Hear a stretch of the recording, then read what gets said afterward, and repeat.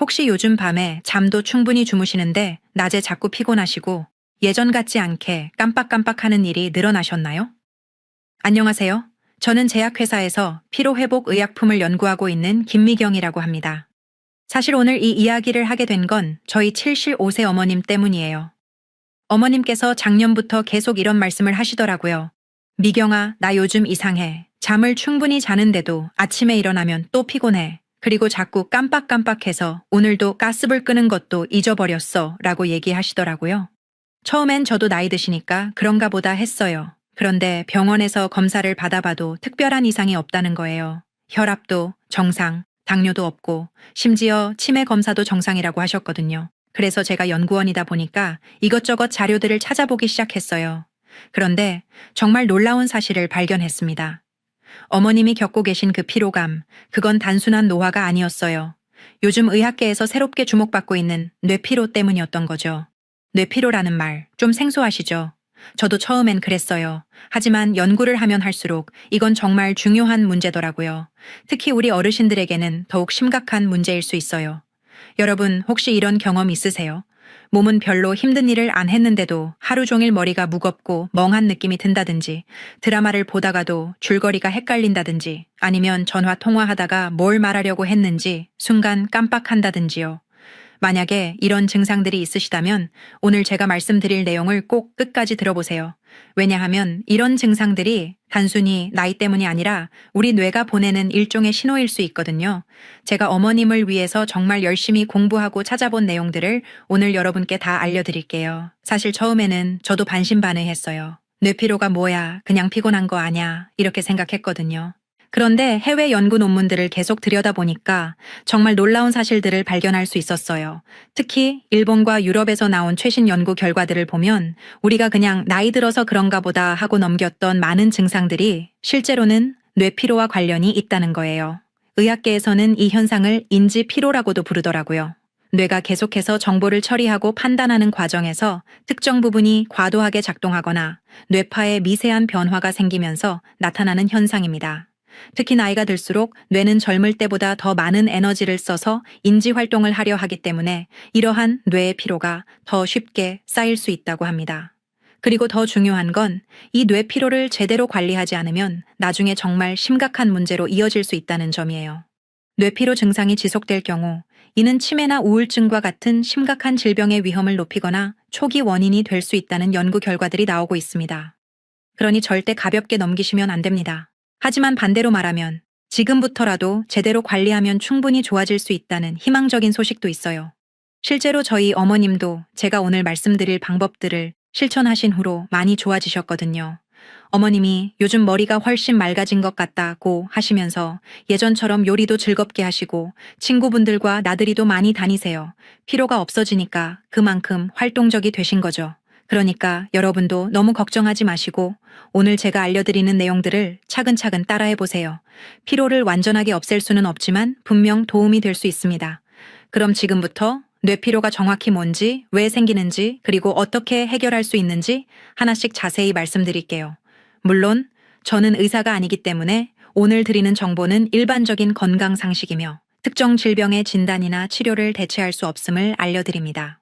만약 증상이 심하거나 지속된다면 반드시 전문의와 상담하시기 바랍니다. 여러분 잠깐만요. 영상을 본격적으로 시작하기 전에 왠지 오늘 정보가 도움이 될 것 같다고 생각되신다면 구독과 좋아요 부탁드립니다. 그리고 같은 지역의 어르신들이 보고 계실 수도 있으니 지금 어디에서 이 영상을 보고 계신지 남겨주세요. 영상을 보시면서 뇌피로 관리를 위해 어떤 부분들이 궁금하신지 언제든 댓글을 남겨주세요. 그럼 먼저 뇌피로가 정확히 뭔지부터 알아볼까요? 여러분 젊었을 때 밭일이나 집안일을 하루 종일 하고 나면 어떠셨어요?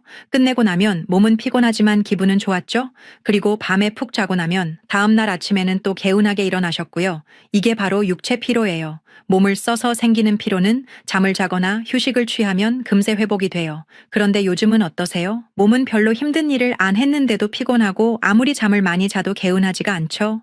이게 바로 뇌피로입니다. 뇌피로는 우리 뇌가 너무 많이 일해서 지치기도 하지만 뇌 신경망의 효율성이 떨어지면서 나타나는 복합적인 현상이에요. 마치 컴퓨터가 오래되면 부품이 낡아 속도가 느려지는 것처럼 우리 뇌도 노화나 특정 요인으로 인해 정보를 처리하고 에너지를 사용하는 효율이 떨어지면서 피로감을 느끼게 되는 거죠. 그런데 많은 분들이 나는 머리 쓰는 일 안 하는데 라고 하세요. 과연 그럴까요? 아침에 일어나서 생각해 보세요. 오늘 병원 가는 날이네. 몇 시 버스 타야 하지? 약은 챙겼나? 검사 결과는 어떻게 나올까? 이런 생각들 하시죠? 점심 준비할 때도 오늘은 뭘 해 먹지? 냉장고에 뭐가 있더라? 남편이 좋아하는 걸로 해야겠네. 이런 식으로 계속 생각하고 계세요. 손자, 손녀 얘기가 나오면 공부는 잘하고 있나? 요즘 애들이 게임만 한다는데 우리 손자는 괜찮을까? 용돈을 좀 더 줘야 하나? 이런 걱정들도 하시고요. 길을 걸을 때도 주변을 살피고 위험을 인지하는 것, TV를 보면서 줄거리를 이해하고 인물 관계를 파악하는 것, 혹은 친구들과 대화하며 상대방의 말을 이해하고 내 생각을 정리해서 말하는 것까지 이 모든 게 다 뇌를 쓰는 일이에요. 특히 우리 어르신들은 젊은 사람들보다 걱정할 일이 더 많으세요. 자신의 건강도 챙겨야 하고 자녀들 걱정도 해야 하고 손자 손녀들 생각도 해야 하죠. 게다가 병원 다니는 일, 약 먹는 일, 각종 관리해야 할 일들이 정말 많잖아요. 저희 어머님만 해도 그래요. 하루에 드시는 약이 5가지가 넘는데 언제 뭘 먹어야 하는지 계속 신경 쓰세요. 아침 약은 먹었나? 혈압약은? 오후에 먹는 건 몇 시에 먹어야 하지? 이런 식으로요. 그리고 요즘은 TV에서 나오는 건강 정보도 너무 많아서 헷갈리시죠? 어제는 이게 좋다고 했는데 오늘은 또 저게 좋다고 하네 하면서 계속 생각하게 되세요. 이런 식으로 우리 뇌는 하루 종일 쉴 틈 없이 돌아가고 있어요. 몸은 앉아서 쉬고 있는 것 같아도 뇌는 계속 일하고 있는 거죠. 그런데 여기에 스트레스까지 더해지면 어떻게 될까요? 예를 들어서 자녀가 직장에서 힘들어한다는 얘기를 들으면 밤새 잠 못 이루면서 걱정하시잖아요.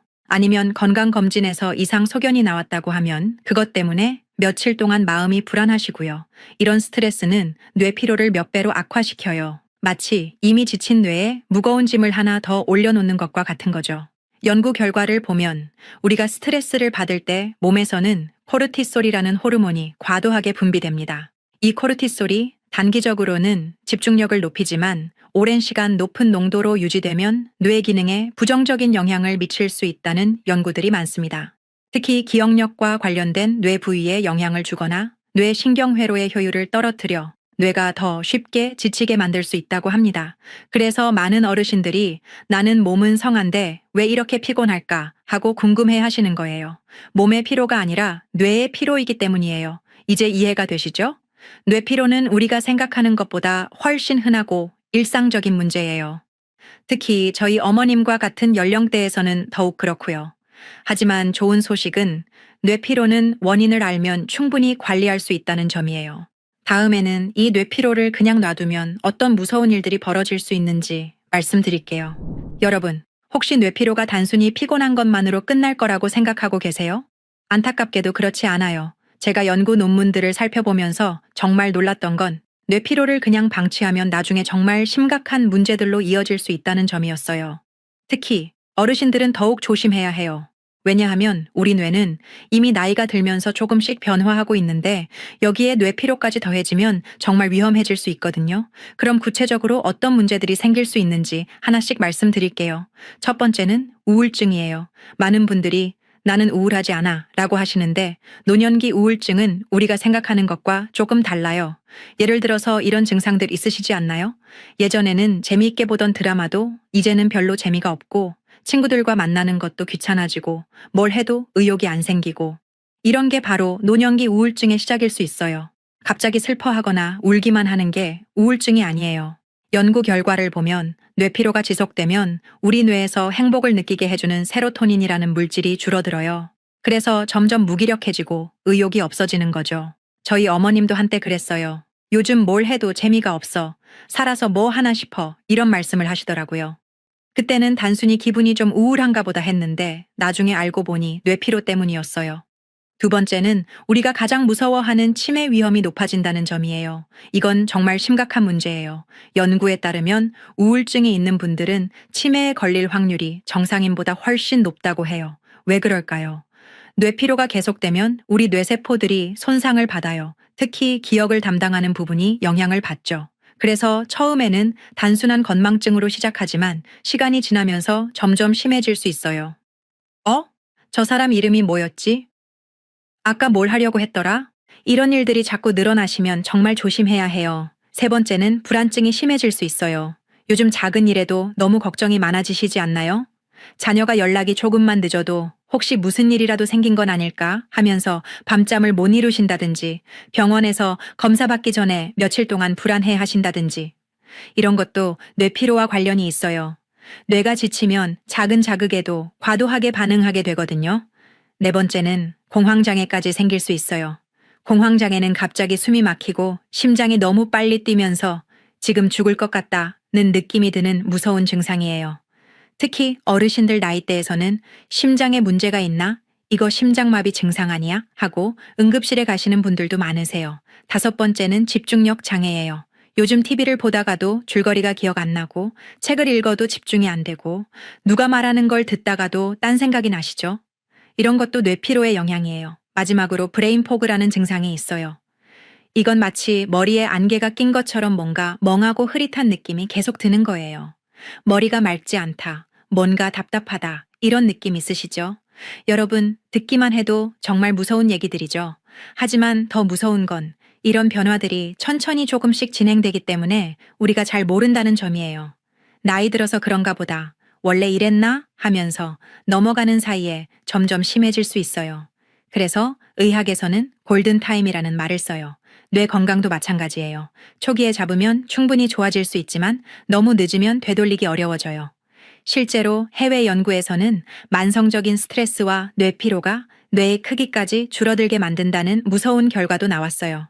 하지만 너무 걱정하지 마세요. 지금이라도 늦지 않았어요. 제가 어머님을 위해서 찾아본 방법들을 실천하시면 분명히 좋아질 수 있어요. 중요한 건 지금 당장 시작하는 거예요. 아직 괜찮아, 좀 더 지켜보자 하시면 안 돼요. 뇌 건강은 한번 나빠지면 회복하기가 정말 어려거든요. 그럼 이제 내가 뇌피로인지 아닌지 어떻게 알 수 있는지, 그리고 어떤 분들이 더 위험한지 말씀드릴게요. 여러분, 지금까지 뇌피로에 대해서 말씀드렸는데 혹시 그럼 나는 어떨까 궁금하시죠? 제가 여러 연구 자료들을 바탕으로 우리 어르신들에게 맞는 간단한 체크리스트를 만들어 봤어요. 한번 확인해 보세요. 먼저 뇌피로 자가 진단입니다. 첫 번째, 충분히 잠을 잤는데도 아침에 일어나면 개운하지 않고 피곤하다. 두 번째, 예전에 재미있게 하던 일들이 이제는 귀찮거나 의욕이 없어졌다. 세 번째, 자꾸 깜빡깜빡하는 일이 늘어났다. 특히 방금 전에 뭘 하려고 했는지 잊어버린다. 네 번째, TV를 보거나 책을 읽을 때 집중이 잘 안 된다. 다섯 번째, 작은 일에도 걱정이 많아지고 불안해지는 일이 늘었다. 여섯 번째, 머리가 무겁고 멍한 느낌이 자주 든다. 일곱 번째, 예전보다 짜증이나 화가 더 잘 난다. 여덟 번째, 밤에 잠이 잘 안 오거나 자다가 자주 깬다. 아홉 번째, 몸은 별로 힘든 일을 안 했는데도 하루 종일 피곤하다. 열 번째, 사람들과 만나는 것이 예전보다 부담스럽게 느껴진다. 어떠세요? 이 중에서 5개 이상 해당되시면 뇌피로를 의심해 볼 필요가 있어요. 특히 7개 이상이면 꼭 관리를 시작하셔야 해요. 많은 분들이 이런 건 나이 들면 당연한 거 아니야? 하고 생각하시는데 그렇지 않아요. 건강하게 나이 드신 분들은 이런 증상들이 별로 없거든요. 그럼 이제 어떤 분들이 뇌피로 위험이 높은지 알아볼까요? 첫 번째는 너무 꼼꼼하고 완벽하게 하려는 성격의 분들이에요. 예를 들어서 집안일을 할 때도 구석구석 다 깨끗하게 해야 직성이 풀리고 뭔가 조금이라도 어긋나면 계속 신경 쓰이는 분들 말이에요. 이런 성격 자체는 나쁘지 않아요. 오히려 훌륭한 거죠. 하지만 우리 뇌 입장에서는 계속 긴장하고 있어야 하니까 피로가 쌓이기 쉬워요. 저희 어머님도 그래요. 손자가 놀러와서 어지럽혀 놓으면 손자가 가자마자 바로 정리정돈을 하세요. 내일 해도 되는데 왜 오늘 꼭 해야 해? 하고 물어보면 그냥 안 하고는 못 베기겠어 하시거든요. 두 번째는 작은 일에도 스트레스를 많이 받는 분들이에요. 같은 상황이라도 어떤 분은 뭐 그럴 수도 있지 하고 넘어가는데 어떤 분은 며칠 동안 계속 신경 쓰이고 마음이 불편하시잖아요. 예를 들어서 자녀가 엄마 나 좀 바빠서 이번 주에는 못 갈 것 같아 라고 하면 괜찮다, 괜찮다 하시면서도 속으로는 혹시 나한테 무슨 불만이라도 있나? 내가 뭘 잘못했나 하면서 계속 걱정하시는 분들 있으시죠? 세 번째는 TV나 휴대폰을 너무 오래 보시는 분들이에요. 많은 분들이 TV 보고 있으면 편하게 쉬는 거 아니야? 하고 생각하시는데 실제로는 그렇지 않아요. TV를 보고 있을 때도 우리 뇌는 계속 일하고 있어요. 화면에서 나오는 정보들을 처리하고 줄거리를 따라가고 감정적으로 반응하고 이런 모든 게 뇌를 쓰는 일이거든요. 특히 하루에 시간씩 TV를 보시는 분들은 뇌피로 위험이 높아요. 네 번째는 미루다가 급하게 처리하는 습관이 있는 분들이에요. 예를 들어서 병원 예약을 해야 하는데 자꾸 미루다가 급해지면 허둥지둥 전화하고 약국에서 약을 받아야 하는데 미루다가 떨어져 가면 급하게 가고 이렇게 시간에 쫓기면서 일을 처리하는 것만큼 뇌를 혹사시키는 일은 없어요. 다섯 번째는 너무 많은 것을 동시에 신경 쓰는 분들이에요. 자신의 건강도 챙기고 남편 건강도 챙기고 자녀들 걱정도 하고 손자 손녀 교육도 신경 쓰고 집안일도 하고 이웃 관계도 신경 쓰고 이렇게 한 번에 너무 많은 걸 생각하고 계시면 뇌가 과부해 걸릴 수밖에 없어요. 여러분은 어떠세요? 혹시 해당되는 부분이 있으신가요? 만약에 있으시다면 너무 걱정하지 마세요. 이런 성격이나 습관들을 하루아침에 바꿀 수는 없지만 조금씩 조절해 나가면 충분히 좋아질 수 있어요. 중요한 건 내가 뇌피로 위험이 있다는 걸 인식하는 거예요. 그래야 미리미리 관리할 수 있거든요. 지금부터는 뇌피로를 줄이고 회복할 수 있는 실용적인 방법들을 알려드릴게요. 정말 간단하지만 효과가 좋은 방법들이에요. 여러분, 이제 가장 중요한 부분인 해결 방법에 대해서 말씀드릴게요. 제가 어머님을 위해서 여러 연구 논문들을 찾아보고 실제로 어머님께서 해보신 방법들 중에서 정말 효과가 좋았던 것들만 골라서 알려드릴게요. 첫 번째 방법은 간단한 명상과 깊은 숨쉬기예요. 명상이라니? 그렇게 쉬운 게 무슨 효과가 있겠어? 라고 생각하시는 분들 있으시죠? 그런데 TV나 유튜브에서도 명상이 건강에 엄청 도움을 준다는 얘기가 많잖아요. 특히 명상은 뇌피로 회복에 매우 긍정적인 영향을 미칩니다. 제가 말씀드리는 건 아주 간단한 거예요. 의자에 편하게 앉아서 눈을 감고 천천히 숨을 들이마시고 내쉬는 거예요. 이때 중요한 건 숨을 내쉴 때 들이마실 때보다 더 길게 내쉬는 거예요. 예를 들어서 4초 동안 들이마시면 6초 동안 내쉬는 식으로요. 처음에는 2분만 해보세요. 익숙해지면 5분까지 늘려가시고요. 이렇게 꾸준히 하시면 우리 몸의 자율신경이 안정되면서 뇌피로가 많이 줄어들어요. 실제로 연구에서도 명상을 하는 분들의 뇌파를 측정해보면 휴식을 취할 때 나오는 좋은 뇌파가 많이 나온다고 해요. 저희 어머님도 처음에는 이런 게 뭔 소용이야 하셨는데 습관처럼 평소 때 꾸준히 하시더니 요즘 마음이 훨씬 편해진 것 같다고 하세요. 특히 밤에 잠들기 전에 5분 정도 이렇게 깊은 숨쉬기를 하시면 잠도 훨씬 잘 오실 거예요. 두 번째 방법은 TV나 휴대폰 보는 시간을 줄이는 거예요. 그럼 뭘 하고 살아? 하실 텐데 대신에 할 수 있는 좋은 일들이 많아요. 앞서 말씀드렸듯이 TV나 휴대폰 화면을 너무 오래 보면 뇌가 과도하게 정보를 처리하느라 지치기 쉽고 화면에서 나오는 파란색 불빛인 블루라이트 때문에 수면의 질도 나빠질 수 있거든요. 예를 들어서 저녁 식사 후에 평소에는 TV를 3시간 보셨다면 1시간은 산책을 하세요. 집 근처를 천천히 걸으시면 돼요. 빨리 걸을 필요도 없어요. 산책을 하면서 오늘 날씨 참 좋네. 저 꽃이 예쁘네. 이런 식으로 주변을 둘러보세요. 이게 바로 뇌를 쉬게 해주는 거예요. 만약에 날씨가 안 좋으면 집에서 스트레칭을 하세요. 팔을 위로 쭉 뻗었다가 내리고 목을 좌우로 천천히 돌리고 이런 간단한 동작들도 뇌피로 회복에 도움이 돼요. 그리고 TV를 볼 때도 너무 자극적인 프로그램보다는 편안한 음악이나 자연 다큐멘터리 같은 걸 보시면 좋아요. 세 번째 방법은 노래 부르기예요. 이건 정말 효과가 좋아요. 연구 결과들을 보면 노래를 부를 때 우리 뇌를 활성화하고 기분을 좋게 하는 물질들이 많이 나온다고 해요. 혼자 계실 때 좋아하는 노래들을 흥얼거리세요. 특히 어릴 적 좋은 기억들이 있는 옛날 노래들이 좋습니다.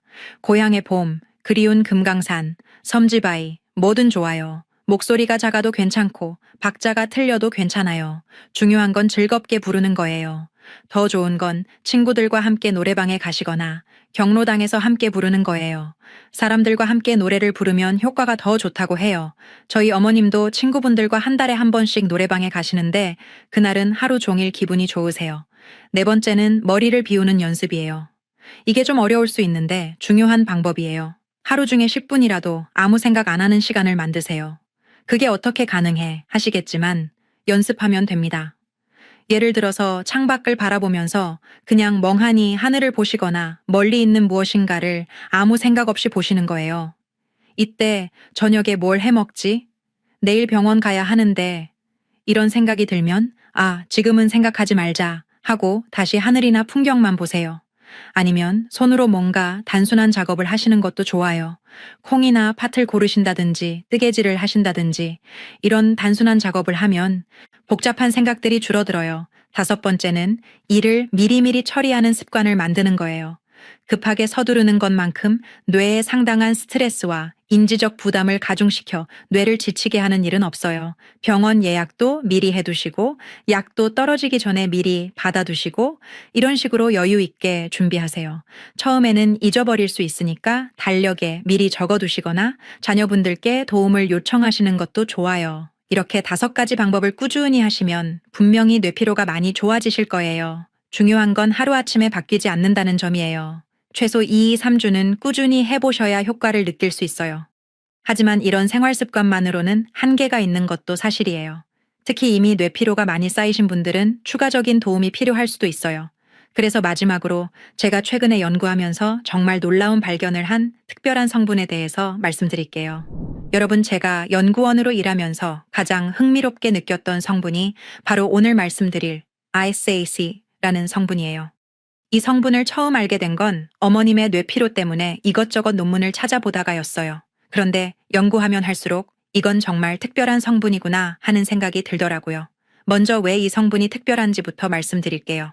우리가 건강에 좋다고 알려진 성분들, 예를 들어서 홍삼이나 홍경천 같은 것들도 많이 있잖아요. 실제로 이런 성분들도 피로 개선에 어느 정도 도움이 된다고 알려져 있어요. 그런데 문제가 있어요. 이런 성분들은 우리 뇌에 직접 도달하기가 어렵다는 점이에요. 왜 그럴까요? 우리 뇌에는 혈액뇌장벽이라는 특별한 보안 시스템이 있거든요.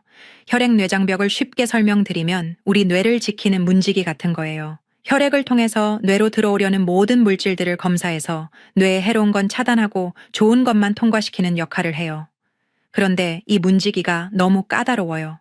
분자가 너무 크면 너는 안 돼 하고 막아버려요. 연구에 따르면 분자량이 400달톤보다 큰 물질들은 대부분 뇌로 들어가지 못해요. 홍삼의 주요 성분인 진세노이드나 홍경천의 로사빈 같은 성분들이 바로 이 분자량이 너무 큰 경우예요. 그런데 SAC는 달라요. 이 성분의 분자량이 겨우 100달톤이에요. 혈액뇌장벽을 가뿐히 통과할 수 있는 크기라는 거죠. 제가 이걸 알았을 때 얼마나 신났는지 몰라요. 드디어 뇌에 직접 작용할 수 있는 성분을 찾았구나 하면서요. 그럼 SAC가 실제로 효과가 있는지 확인된 걸까요? 네, 있어요. 일본에서 진행된 인체 시험 결과가 있습니다. 25세부터 55세까지의 성인들을 대상으로 한 연구인데요. 이분들에게 SAC를 하루에 2mg씩 4주 동안 드시게 했어요. 그리고 뇌피로를 유발하는 컴퓨터 작업을 시켜봤더니 SAC를 드신 그룹에서는 아무것도 안 드신 그룹에 비해서 뇌피로의 증가가 유의미하게 적었다는 결과가 나왔어요. 쉽게 말하면 똑같이 머리를 써도 SAC를 드신 분들은 덜 피곤해 했다는 거죠. 이 연구는 젊은 성인을 대상으로 했지만 뇌피로 관리에 SAC가 긍정적인 영향을 줄 수 있음을 시사하며 이는 우리 어르신들에게도 좋은 소식이 될 수 있습니다. 그럼 SAC는 어디서 나오는 성분일까요? SAC의 정식 이름은 S-알릴 L-시스테인이에요. 이름만 들으면 화학 합성 물질 같지만 실제로는 천연 성분이에요. 바로 마늘에서 나오는 성분이거든요. 그런데 일반 마늘에는 이 성분이 거의 없어요. 특별한 방법으로 발효시킨 흑마늘에서만 충분한 양이 나와요. 마늘 자체는 정말 좋은 식품이지만 많이 먹으면 위에 부담이 되고 냄새도 나잖아요. 그런데 SAC는 이런 문제 없이 마늘의 좋은 성분만 뽑아낸 거라고 생각하시면 돼요. SAC가 뇌피로에 어떻게 도움이 될까요? 연구 결과를 보면 2가지 방식으로 도움이 돼요. 첫 번째는 우리 몸의 자율신경계를 안정시켜주는 거예요. 스트레스로 인해서 흐트러진 호르몬 균형을 맞춰주는 역할을 하죠. 두 번째는 활성산소를 줄여주는 거예요. 뇌피로가 쌓이면 우리 뇌에 해로운 활성산소가 많이 생기는데 SAC가 이를 제거해주는 역할을 해요. 그럼 얼마나 드시면 될까요? 연구에서는 하루에 2mg 정도가 효과적이었다고 나와 있어요. 아주 적은 양이죠. 하지만 중요한 건 꾸준히 드시는 것이에요. 하루 이틀 먹는다고 바로 효과가 나타나는 게 아니라 최소 4주 정도는 꾸준히 드셔야 해요. 여러분, 지금까지 긴 시간 함께 해주셔서 정말 감사합니다. 20년 차 연구원으로서, 그리고 한때 어머님의 뇌피로로 고생했던 딸로서 여러분께 진심으로 전하고 싶었던 이야기를 모두 나눌 수 있었습니다. 여러분도 오늘부터 뇌피로 관리하는 건강한 생활을 시작해보세요. 처음에는 명상이나 산책이 익숙하지 않을 수도 있어요. 하지만 일주일만 꾸준히 해보시면 분명히 변화를 느끼실 겁니다. 그리고 여러분의 경험담도 꼭 들려주세요. 댓글로 어떤 방법을 실천하고 계신지, 어떤 변화를 느끼셨는지 알려주시면 정말 기쁠 것 같아요. 또 궁금한 점이 있으시면 언제든 댓글로 물어보세요. 가능한 한 답변 드리겠습니다. 구독과 좋아요도 부탁드려요. 이런 유익한 정보를 더 많은 어르신들께 전해드릴 수 있도록 도움을 주세요. 여러분의 맑은 정신, 깊은 잠, 그리고 활기찬 하루하루를 위해 제가 계속 함께하겠습니다. 손주들의 성장을 또렷이 기억하고 증손자들과 함께 즐거운 시간을 보낼 수 있는 건강한 뇌로 오래오래 행복하시기 바랍니다. 오늘도 시청해주셔서 감사하고 다음 영상에서 또 만나요. 건강하세요.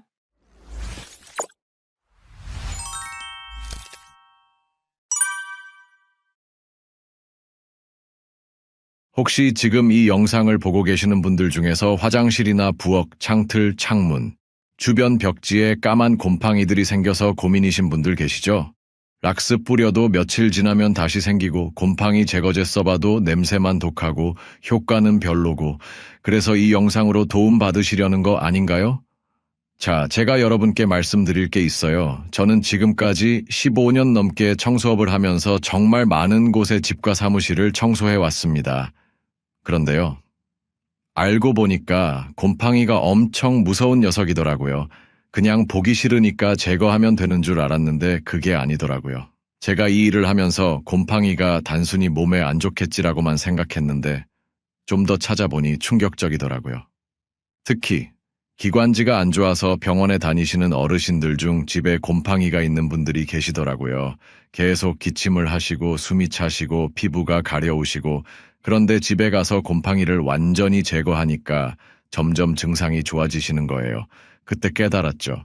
아, 이게 단순히 미관상의 문제가 아니구나. 건강과 직결된 문제구나 하고 말이에요. 안녕하세요. 저는 김성호라고 합니다. 서울에서 청소 전문 업체를 운영하고 있습니다. 처음에는 그냥 일반적인 청소만 했는데 곰팡이 문제 때문에 고생하시는 분들을 많이 보다 보니까 곰팡이 제거 전문가가 됐어요. 그런데 여러분, 정말 안타까운 게 뭐냐면요. 대부분의 분들이 곰팡이 제거할 때 락스를 많이 쓰시잖아요. 마트에서 파는 곰팡이 제거제도 쓰시고요. 근데 이렇게 하면 조금 위험할 수 있다는 거 아시나요? 제가 현장에서 봐온 결과로 말씀드리면 락스는 일시적으로는 곰팡이가 사라진 것처럼 보이지만 실제로는 표면만 하얗게 표백 탈색시키는 거예요. 곰팡이 뿌리는 그대로 살아있어서 며칠 지나면 다시 올라옵니다. 더 심각한 건 락스 성분이 우리 몸에 해롭다는 거예요. 우리가 무심코 락스 청소를 하면 그 냄새가 고약해서 몸에 안 좋다고 생각하면서도 락스를 쓰잖아요. 특히 연세가 있으신 분들은 더 조심하셔야 해요. 락스로 화장실 청소할 때면 냄새 때문에 기관지가 따끔거리죠. 그게 락스 독성 때문이에요. 환기 안 되는 화장실에서 락스 쓰다가 어지러우신 경험 있으실 거예요. 그래서 제가 오늘 여러분께 특별한 방법을 알려드리려고 합니다. 이 방법은 뭐냐면 집에 있는 재료 2가지만 섞으면 되는 방법이에요. 안전하면서도 효과는 락스보다 훨씬 좋습니다. 제가 사는 건물이 조금 오래되었는데 윗집에 사시는 할머니가 곰팡이 때문에 고민이시길래 제가 방법을 알려드렸는데요.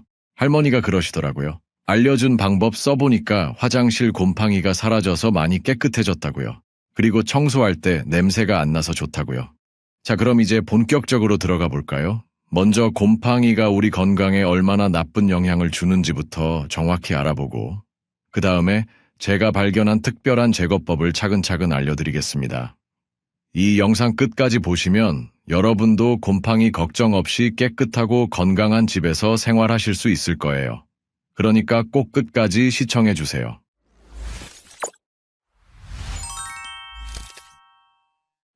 여러분, 본격적인 영상을 시작하기 전에 영상을 잠깐 멈추고 구독과 좋아요도 부탁드려요. 좋은 정보니까 주변에도 많이 공유해 주시고요. 자, 그럼 이제 곰팡이가 우리 건강에 얼마나 나쁜 영향을 미치는지 정확히 알아봅시다. 여러분, 곰팡이를 그냥 보기 싫고 지저분한 것 정도로만 생각하시면 안 돼요. 알고 보면 정말 무서운 겁니다. 제가 현장에서 일하면서 직접 확인한 건데요. 곰팡이는 눈에 보이는 게 다가 아니에요. 곰팡이가 만들어내는 포자라는 게 있어요. 이 포자는 뭐냐면 곰팡이의 씨앗 같은 건데 너무 작아서 우리 눈에는 잘 안 보입니다. 그런데 이게 공기 중에 둥둥 떠다니면서 우리가 숨 쉴 때마다 코와 입으로 들어가는 거예요. 더 무서운 건 미코톡신이라는 독성 물질이에요. 이건 곰팡이가 살면서 뿜어내는 독소인데 이게 우리 몸에 들어가면 정말 다양한 문제를 일으킨다고 하더라고요. 실제로 지난 겨울에 제가 청소했던 사례를 하나 말씀드릴게요. 70대 할아버지 혼자 사시는 집을 청소했는데요. 계속 기침을 하시길래 여쭈어봤더니 몇 달째 기침이 안 멈춘다고.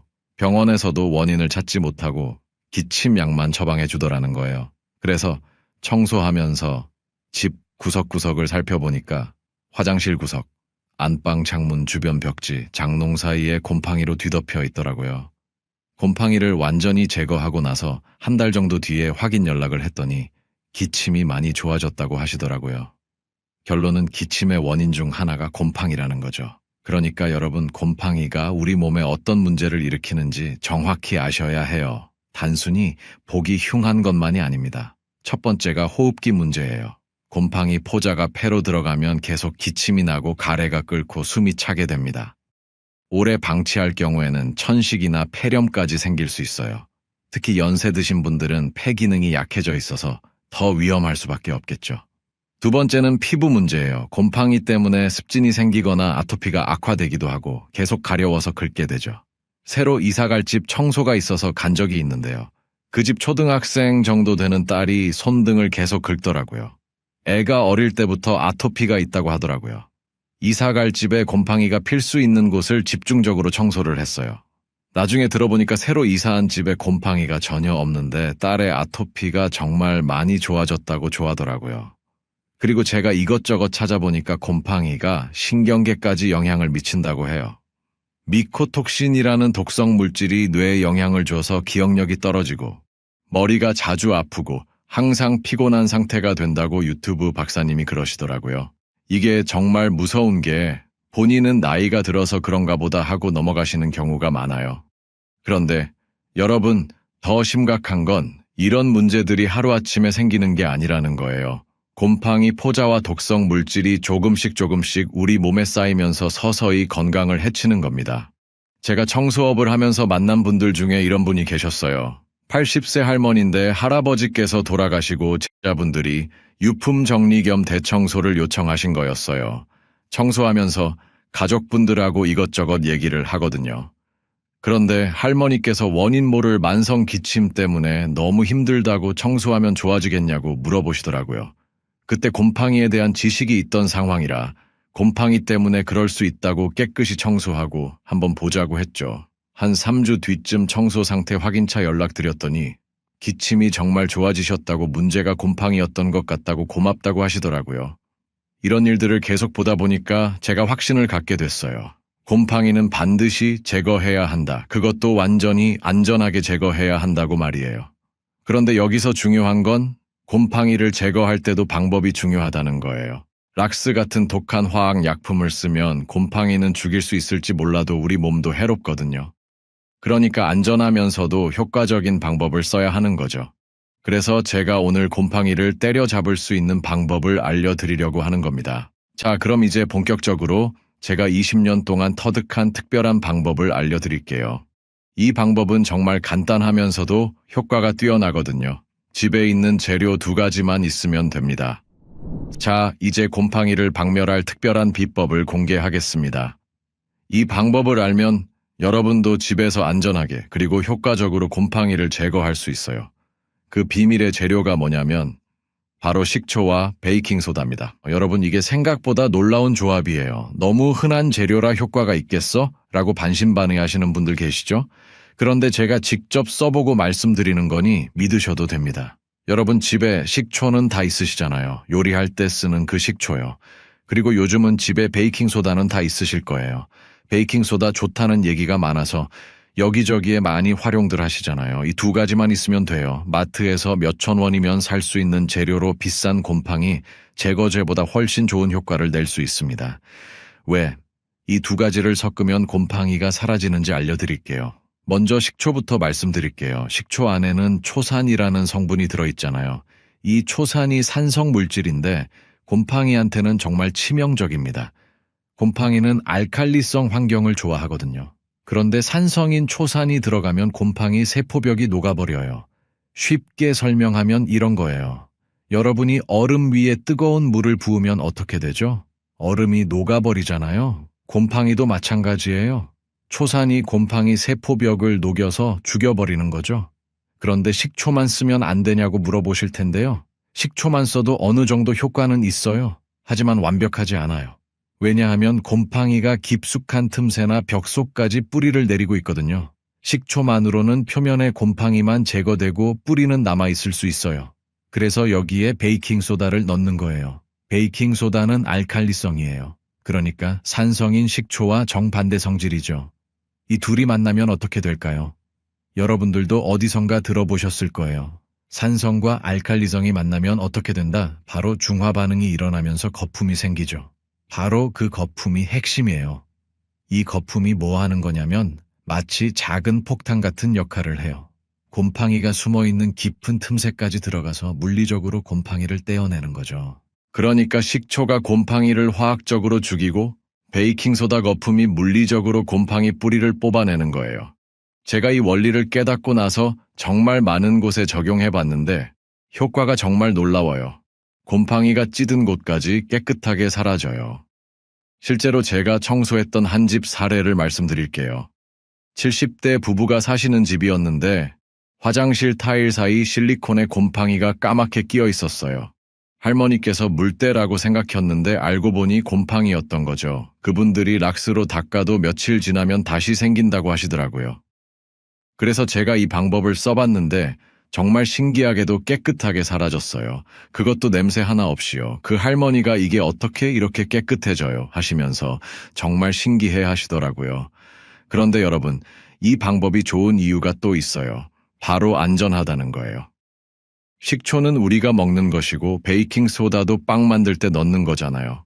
그러니까 아무리 많이 써도 몸에 해롭지 않아요. 락스를 생각하면 머릿속에 고약한 냄새가 떠오르잖아요. 그런데 이 방법은 오히려 공기가 깨끗해져요. 식초 냄새가 조금 날 수는 있지만 식초 냄새는 환기시키면 금방 사라지잖아요. 특히 연세 드신 분들한테는 이 안전성이 정말 중요해요. 화학 세제 때문에 알레르기 반응 일으키시는 분들도 많거든요. 그런데 이 방법은 그런 걱정이 전혀 없어요. 또 하나 좋은 점은 경제적이라는 거예요. 마트에서 파는 곰팡이 제거제는 한 병에 몇천 원씩 하는데 금방 다 써버리잖아요. 그런데 식초와 베이킹소다는 한 번 사면 정말 오래 써요. 비용으로 따지면 10분의 1도 안 들어가요. 제가 계산해보니까 식초 1리터 베이킹소다 1kg 사면 대충 1만 원 정도 들어요. 이걸로 집 전체 곰팡이를 몇 번이고 제거할 수 있어요. 반면에 시판 제품은 한 번 쓸 때마다 몇천 원씩 들어가죠. 여기서 여러분들 궁금하시죠? 비율을 어떻게 해야 하는지요? 적절한 황금 비율이 있어요. 이제 구체적으로 어떻게 만들고 어떻게 사용하는지 차근차근 알려드릴게요. 집에서 바로 따라 하실 수 있도록 정말 자세히 설명해 드리겠습니다. 여러분이 집에서 바로 따라 하실 수 있도록 단계별로 자세히 설명해 드릴게요. 먼저 준비물부터 말씀드릴게요. 이거 정말 간단해요. 식초 1컵, 베이킹소다 2큰술, 작은 그릇 하나, 숟가락, 그리고 부드러운 수세미나 헝겊이면 끝이에요. 여기에 칫솔 하나 더 준비하시면 좋아요. 실리콘 틈새 같은 좁은 곳 청소할 때 칫솔이 필요하거든요. 그리고 꼭 장갑하고 마스크는 착용하세요. 안전한 재료지만 그래도 청소할 때는 기본적인 보호장구를 착용하는 게 좋아요. 이제 만드는 방법을 알려드릴게요. 순서를 잘 기억하셨다가 만들어 보세요. 첫 번째, 작은 그릇에 식초 1컵을 먼저 부어주세요. 여기서 주의할 점은 너무 작은 그릇을 쓰면 안 된다는 거예요. 왜냐하면 베이킹소다를 넣으면 거품이 부글부글 올라오거든요. 그러니까 여유 있는 크기의 그릇을 쓰세요. 두 번째, 베이킹소다 6큰술을 조금씩 넣어주세요. 한 번에 확 부으면 거품이 너무 많이 올라와서 넘칠 수 있어요. 한 숟가락씩 천천히 넣으면서 숟가락으로 살살 저어주세요. 이때 뭐가 일어나는지 보세요. 거품이 보글보글 올라오면서 시원한 소리가 날 거예요. 이게 바로 중화 반응이 일어나는 거예요. 정말 신기하죠? 세 번째, 다 섞었으면 5분 정도 그대로 두세요. 이 시간 동안 반응이 안정화되면서 가장 효과적인 상태가 돼요. 너무 빨리 써도 안 되고, 너무 오래 두면 효과가 떨어져요. 딱 5분이 적당해요. 이제 사용법을 알려드릴게요. 곰팡이가 있는 곳에 이 혼합물을 직접 발라주세요. 분무기가 있으면 분무기에 넣어서 뿌려도 되고요. 그런데 제가 추천하는 건 직접 바르는 거예요. 더 효과적이거든요. 바르고 나서 5분 정도 기다려주세요. 이때 거품이 곰팡이 깊숙한 곳까지 스며들어가서 뿌리까지 공격하는 거예요. 급하게 바로 닦으면 효과가 반감돼요. 5분 후에 부드러운 수세미나 헝겊으로 살살 문질러주세요. 너무 세게 문지를 필요 없어요. 살살 닦기만 해도 곰팡이가 저절로 떨어져 나와요. 정말 신기해요. 화장실 타일 사이 같은 좁은 곳은 칫솔을 사용하세요. 마지막으로 깨끗한 물로 한 번 더 닦아주시고 마른 수건으로 물기를 완전히 제거해주세요. 이게 정말 중요해요. 물기가 남아있으면 곰팡이가 다시 생길 수 있거든요. 주의하셔야 할 부분이 있어요. 벽지 같은 곳에 사용하실 경우 벽지가 흠뻑 젖을 정도로 많이 뿌리시면 안 됩니다. 수건으로 닦아낼 때 벽지가 벗겨질 수 있으니까요. 적정량을 여러 번 사용하셔야 합니다. 자, 이제 실제로 제가 청소하는 방법을 말씀드릴게요. 부엌 싱크대 주변에도 물때와 곰팡이가 많은 곳이죠. 70대 할머니 집이었는데 싱크대와 벽 사이에 곰팡이가 줄줄이 생겨 있었어요. 계속 물을 써야 하는 곳이니까 곰팡이를 제거해도 그때뿐이고 계속 생겨나는 거죠. 지겨울 정도로 계속 생겨나니 그냥 그러려니 하는 경우도 많잖아요. 싱크대라 독한 락스를 쓰기도 좀 그렇고요. 그런데 이 방법을 써보니까 깨끗하게 사라지더라고요. 물론 시간이 지나면 곰팡이나 물때가 다시 생길 수 있죠. 물을 사용하는 곳이니까요. 그런데 몸에 전혀 해롭지 않고 효과가 좋으니 이 방법을 쓰시는 게 가장 좋습니다. 또 곰팡이가 많이 피는 곳이 어디 있을까요? 맞습니다. 창틀이죠. 창틀은 정말 곰팡이가 잘 생기는 곳이거든요. 특히 겨울에 결로 때문에 습해지면서 곰팡이가 생기기 쉽고 여름 장마철에 습하고 빗물이 고이면 곰팡이가 아주 쉽게 생기는 곳입니다. 또 창틀은 자주 청소하는 곳이 아니다 보니 곰팡이가 많이 쌓이죠. 60대 부부 집이었는데 창틀에 곰팡이가 까맣게 덮여 있었어요.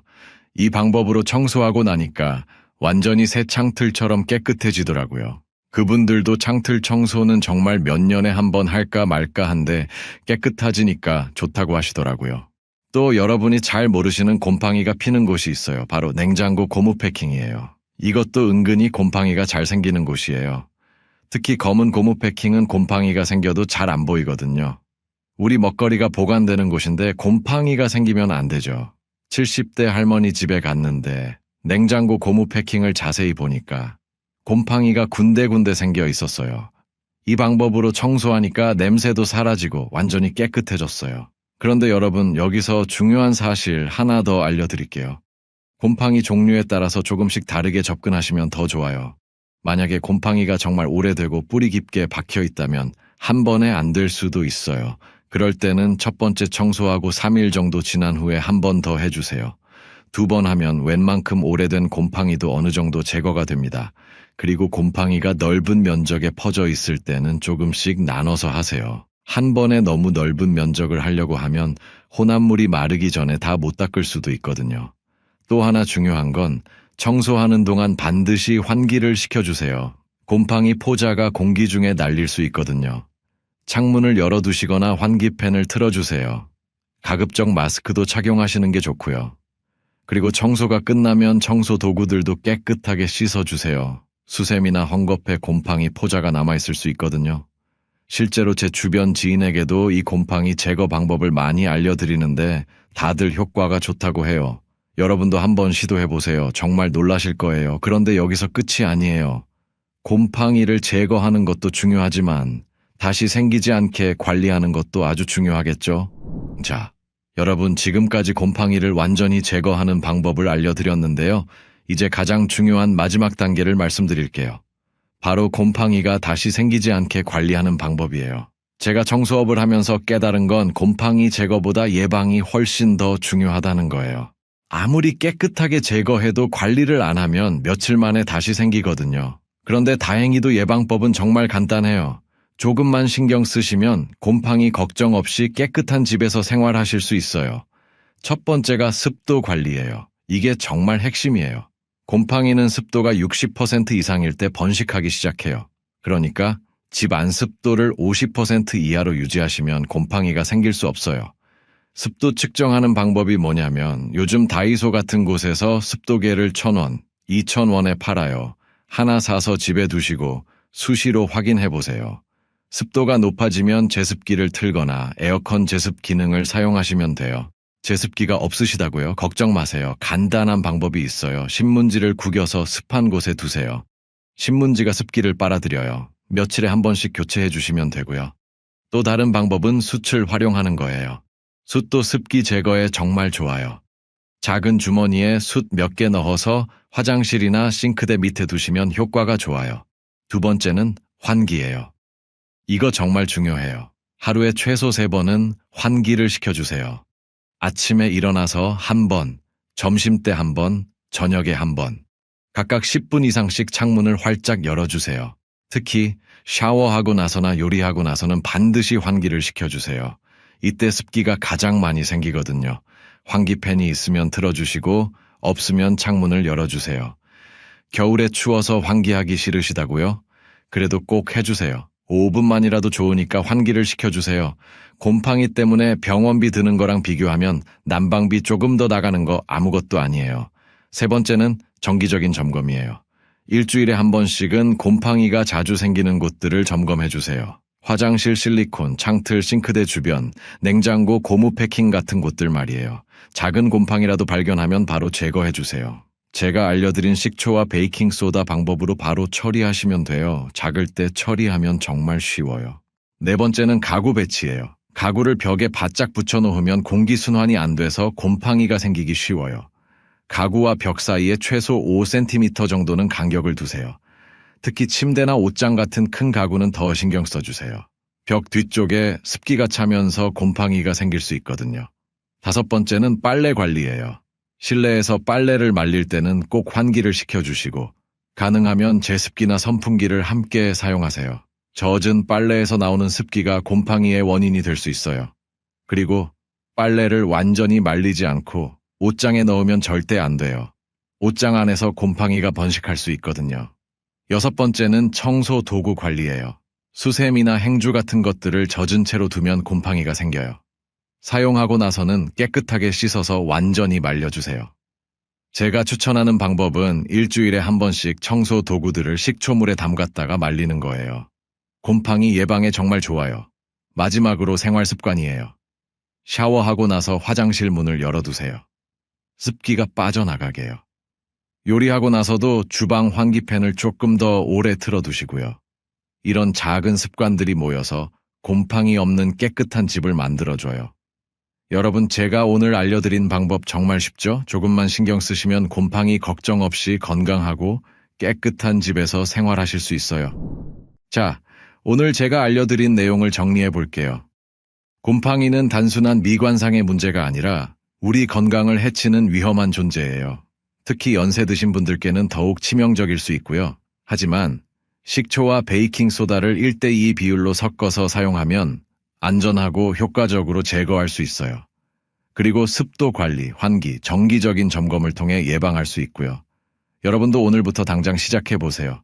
집에 있는 식초와 베이킹소다로 곰팡이를 제거해 보시고 제가 알려드린 예방법도 실천해 보세요.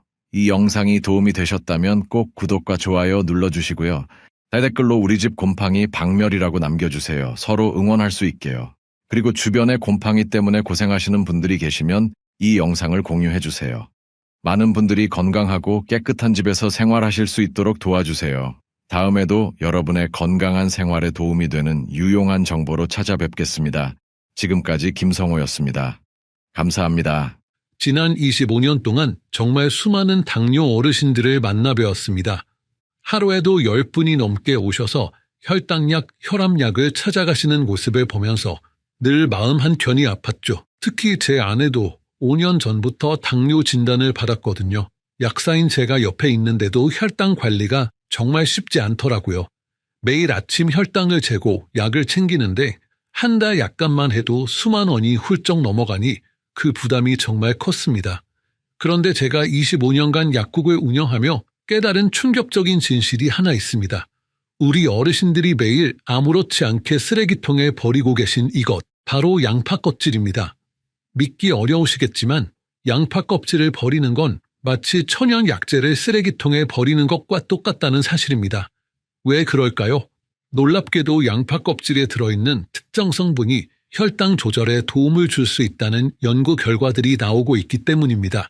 의사나 약사들 사이에서는 천연 혈당 조절제라고 불릴 정도로 혈당 관리에 탁월한 가능성을 보여주고 있습니다. 실제로 제 아내도 이 사실을 알고 나서 양파 껍질을 우린 물을 매일 꾸준히 먹기 시작했는데요. 3개월 만에 당화 혈색소가 8.2에서 6.8미 떨어지는 놀라운 변화를 경험했습니다. 담당 의사 선생님도 깜짝 놀라시더군요. 그런데 더 놀라운 건 바로 이것입니다.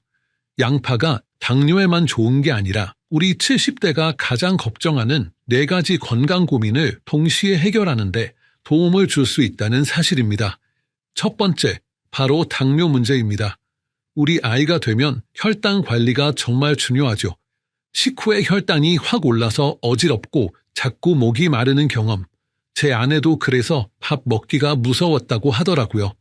양파는 식후 혈당이 급격하게 치솟는 것을 조절하는 데 도움을 주어 마치 우리 몸의 혈당 지킴이 역할을 한다고 볼 수 있습니다. 제 아내도 양파를 꾸준히 먹은 후 식후 어지러움이 많이 줄었다고 합니다. 두 번째, 혈관 건강입니다. 우리 또래가 되면 혈압 때문에 정말 걱정이 많으시죠? 아침에 일어날 때 머리가 무겁고 가슴이 답답하고, 저도 몇 년 전까지는 혈압약을 복용했습니다. 양파는 혈액순환을 원활하게 하고 혈관 건강을 지키는 데 도움을 줄 수 있습니다. 끈적이는 혈액을 맑게 하고 혈관을 유연하게 유지하는 데 기여하는 거죠. 제 약국 단골 고객분 중 한 할머님은 양파를 꾸준히 드신 후 아침에 일어날 때 머리가 한결 가벼워진 것 같다고 하시더군요. 세 번째, 면역력 문제예요. 나이가 들수록 감기 한 번 걸리면 한 달도 넘게 고생하시잖아요. 특히 요즘 또 코로나가 다시 유행한다는데 걱정 많으시죠? 양파에는 강력한 항산화 성분이 들어있어 우리 몸의 면역력을 높여주고 바이러스나 세균에 대한 저항력을 키우는 데 도움을 줍니다.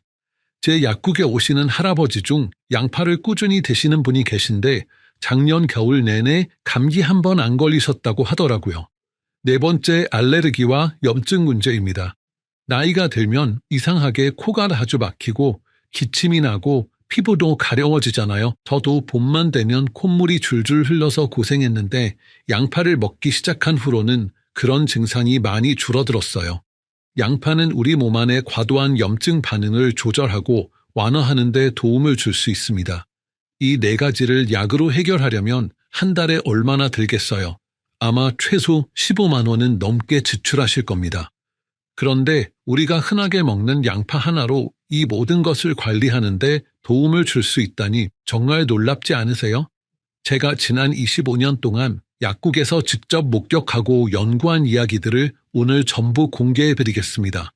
특히 양파 껍질을 제대로 활용하는 방법, 그리고 양파의 효과를 10배로 높이는 비법까지 모두 알려드릴게요. 이 영상을 끝까지 보시면 약값 부담은 현명하게 줄이고 건강은 2배로 탄탄하게 지키는 방법을 아시게 될 겁니다. 우리 손주들 결혼식까지 건강하게 지켜보실 수 있도록 제가 25년간 연구한 양파의 모든 비밀을 오늘 공개하겠습니다. 영상을 시작하기 전에 여러분의 소중한 구독과 좋아요는 이런 생명을 살리는 정보를 더 많은 어르신들께 전달할 수 있는 큰 힘이 됩니다. 지금 바로 구독 버튼을 눌러주시고 알림 설정까지 해두시면 앞으로도 어르신들의 건강을 위한 귀한 정보를 가장 빨리 받아보실 수 있습니다. 그럼 지금부터 양파의 놀라운 비밀 차근차근 말씀드리겠습니다.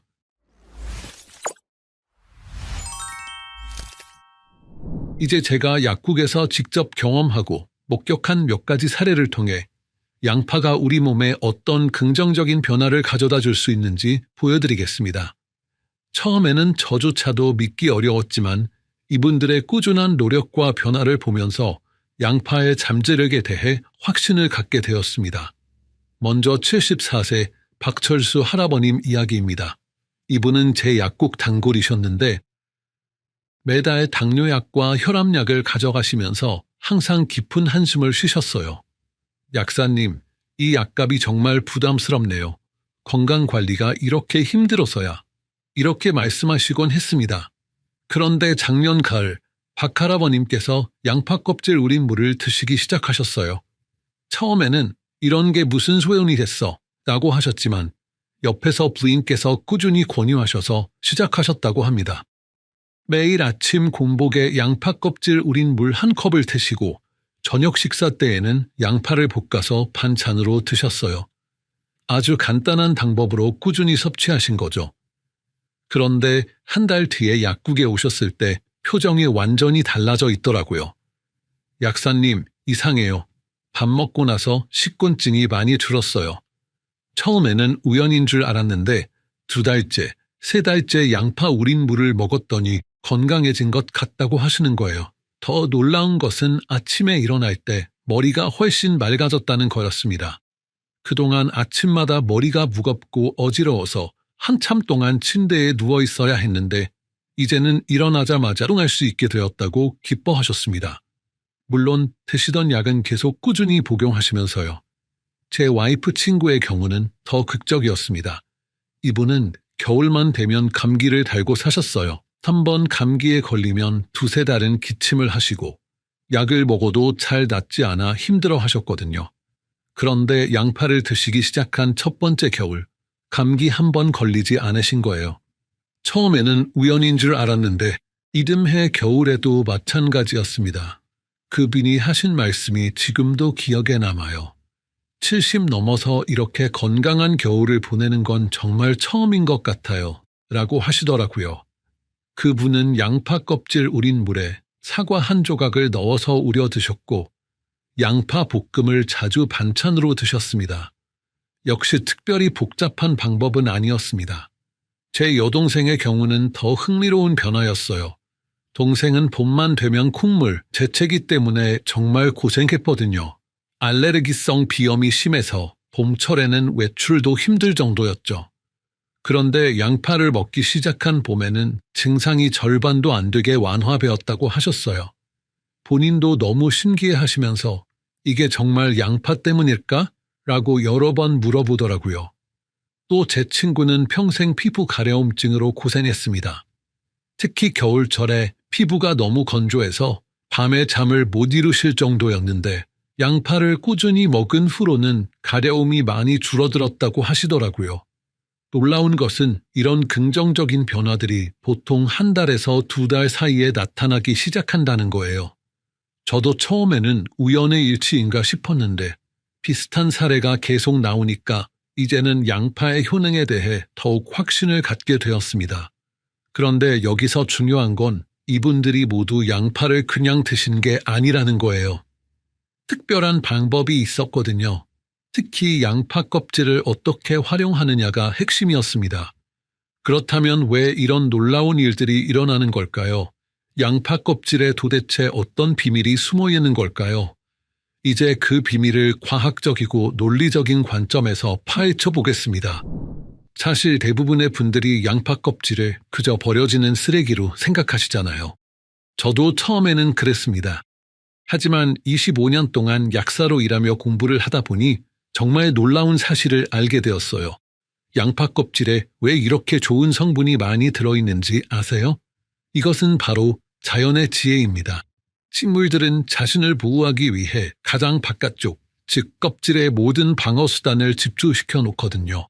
마치 우리가 추운 겨울에 두꺼운 외투를 입는 것처럼 양파도 바깥쪽 껍질에 모든 귀한 성분을 응축시켜 놓은 거예요. 비바람을 막고 해충으로부터 자신을 지키며 병균에 대항하기 위해서 말이죠. 그래서 양파 껍질에는 케르세틴이라는 성분이 특히 풍부하게 들어있습니다. 이 케르세틴이라는 것은 무엇인가 하면 우리 몸의 노화를 촉진하는 산화작용을 억제하는 데 도움을 주는 항산화 성분이라고 생각하시면 돼요. 자동차도 오래되면 녹이 슬듯 우리 몸도 나이가 들면서 산화 스트레스와 염증이 생기는데 케르세틴이 이러한 과정에 대항하여 세포를 보호하는 역할을 합니다. 특히 이 케르세틴은 혈액순환을 원활하게 하고 혈관 건강을 개선하는 데 긍정적인 영향을 줄 수 있습니다. 혈액 속 불필요한 물질들을 관리하고 혈관을 건강하게 유지하여 혈압과 혈당 균형을 잡는 데 기여하는 거죠. 그런데 여기서 중요한 건 이 좋은 성분을 우리가 어떻게 제대로 섭취할 수 있느냐는 거예요. 양파 껍질을 그대로 씹어 먹을 수는 없잖아요. 너무 질기고 맛도 없고요. 제가 25년 동안 많은 분들과 시행착오를 겪으면서 찾아낸 가장 효과적인 방법들을 지금부터 알려드릴게요. 첫 번째, 양파 껍질 우린물 만드는 법입니다. 정말 간단해요. 양파를 요리할 때마다 껍질을 버리지 마시고 따로 모아두세요.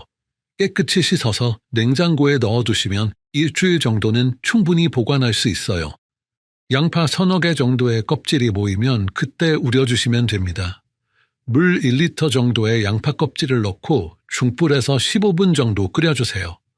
너무 오래 끓이면 좋은 성분이 파괴될 수 있으니 15분이면 충분합니다. 끓인 후에는 껍질을 건져내고 물만 남겨두시면 돼요. 이 물을 하루에 한 컵씩 아침 공복에 드시면 가장 좋습니다. 빈속에 마셔야 흡수가 더 잘 되거든요. 맛이 좀 밋밋하시면 꿀을 아주 소량 넣으셔도 괜찮습니다. 하지만 여기서 케르세틴의 효과를 더욱 높이는 방법이 하나 더 있어요. 바로 사과와 함께 우려내는 거예요. 사과에도 케르세틴이 풍부하게 들어있거든요. 특히 사과 껍질에 더욱 많습니다. 그래서 양파 껍질과 사과를 함께 우리면 케르세틴의 시너지 효과를 기대할 수 있습니다. 양파 껍질 우린 물에 사과 반 개 정도를 껍질째 썰어서 넣고 5분 정도 더 우려주시면 돼요. 그러면 맛도 한결 좋아지고 영양적 이점도 더욱 커질 수 있습니다. 더 나아가서 아예 양파 사과 수프를 만드셔도 좋습니다. 먼저 양파 껍질로 육수를 우려내고 그 육수에 양파 1개와 사과 1개를 껍질째 썰어서 넣고 끓여주세요. 양파와 사과가 부드러워지면 믹서로 갈아서 드시면 되거든요. 이렇게 만든 수프는 냉장고에 보관해서 3회 4일 정도 드실 수 있어요. 아침에 한 그릇씩 드시면 정말 든든하고 좋습니다. 맛도 달콤하고 영양도 만점이에요. 여기서 또 하나 아주 중요한 팁을 드릴게요. 양파를 볶을 때 들기름이나 올리브 오일을 조금 넣어주시면 케르세틴의 흡수율이 훨씬 좋아져요. 케르세틴은 지용성 성분이라 기름과 만나야 우리 몸에 더 잘 흡수되거든요. 그래서 양파 볶음을 만들 때도 들기름을 조금 넣고 중불에서 3에서 5분 정도만 살짝 볶아주세요.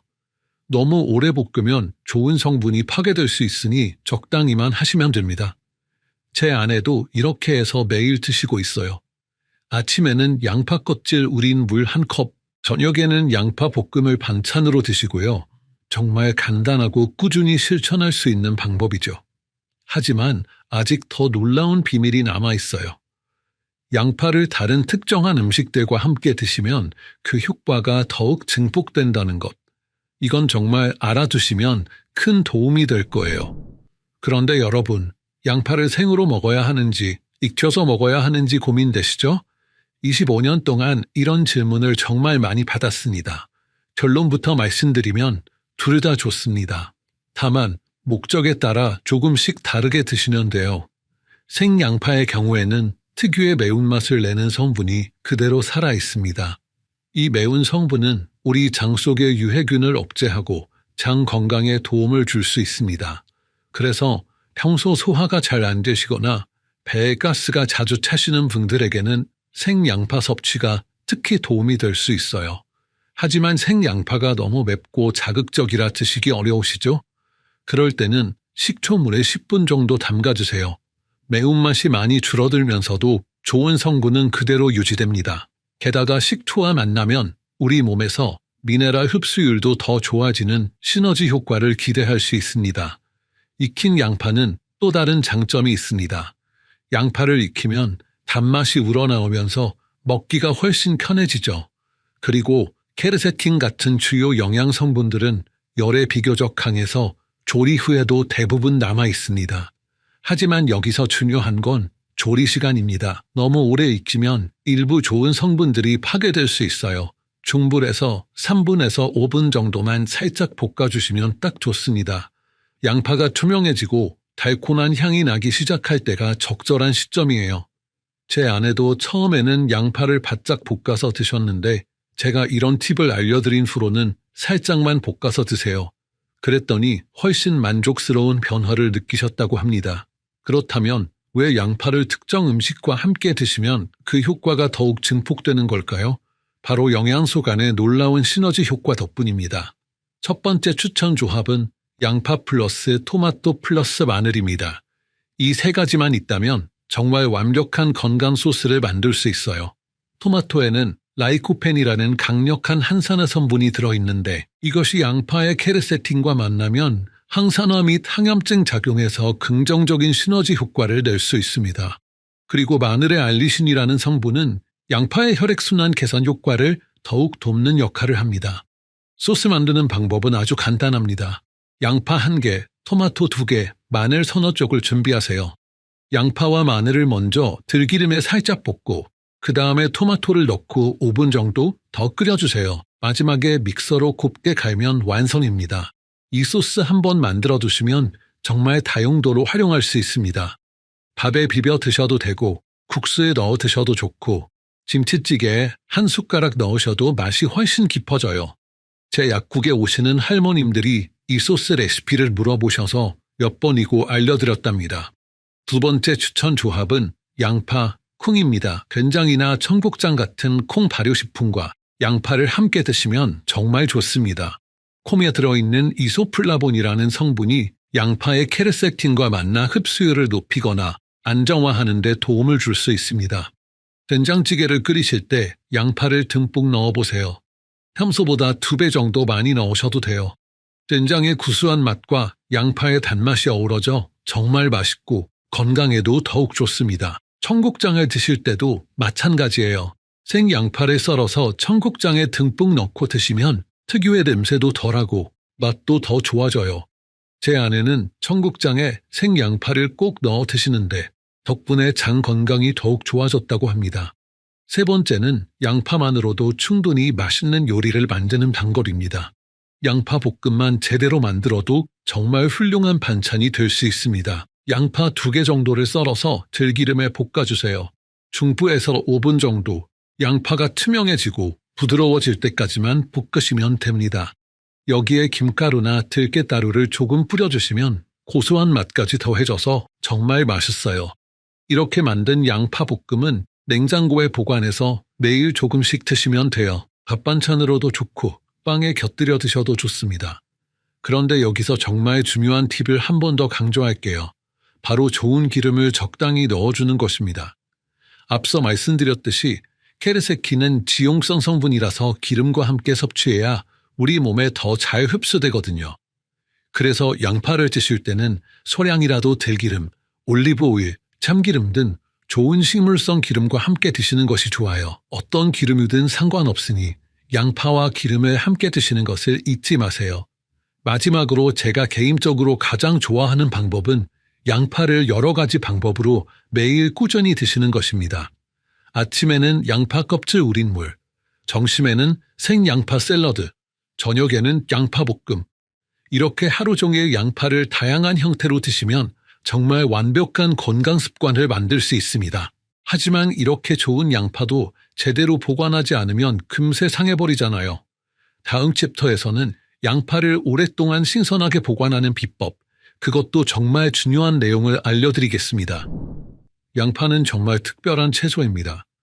제가 항상 양파는 바람의 식물이다 라고 말씀드리곤 하는데요. 왜냐하면 양파는 공기가 잘 통하는 것을 좋아하고 습기에 취약하기 때문이에요. 시장에서 양파를 사오시면 대부분 비닐봉지에 담겨져 있죠. 그런데 이 비닐봉지가 바로 양파 신선도의 적입니다. 비닐봉지 안에서는 공기가 제대로 순환되지 않아 습기가 차기 쉽고 이 습기 때문에 양파가 빨리 무르거나 썩어버리는 거죠. 그렇다면 25년간 제가 수많은 분들께 알려드린 가장 좋은 양파 보관법을 지금부터 말씀드릴게요. 먼저 양파를 사오시면 바로 비닐봉지에서 꺼내세요. 그리고 하루 정도 바람이 잘 통하는 곳에서 말려주세요. 베란다나 마당에 신문지를 깔고 양파를 펼쳐놓아 하루 정도 건조시켜 주시면 됩니다. 이렇게 하면 양파 표면의 습기를 효과적으로 제거할 수 있어요. 건조가 끝난 양파는 하나씩 신문지로 싸주세요. 신문지는 적당한 습도를 유지해주면서도 통풍은 잘 되게 하는 아주 좋은 재료입니다. 그리고 직사광선을 피해 서늘하고 바람이 잘 통하는 곳에 보관하시면 돼요. 냉장고에 넣으시면 오히려 양파가 빨리 상할 수 있습니다. 냉장고는 습도가 높고 밀폐되어 있어 양파가 숨쉬기 어렵고 낮은 온도 때문에 단맛이 줄어들기도 해요. 실온에서 통풍이 잘 되는 곳에 보관하는 것이 가장 좋습니다. 이렇게 보관하시면 한 달은 충분히 신선하게 드실 수 있습니다. 제 아내도 이 방법으로 항상 신선한 양파를 드시고 계세요. 여러분, 저는 25년 동안 정말 많은 어르신들의 건강 상담을 해드렸습니다. 그 중에서도 양파를 꾸준히 식단에 포함하신 분들의 변화가 가장 눈에 띄었습니다. 단순히 한 가지 증상만 좋아진 것이 아니라 전반적으로 활력이 생기고 삶의 질이 높아지셨거든요. 제 아내도 그렇고 오늘 소개해드린 여러 고객분들도 모두 양파를 꾸준히 드시면서 건강한 노년을 보내고 계세요. 여러분도 분명히 그렇게 될 수 있습니다.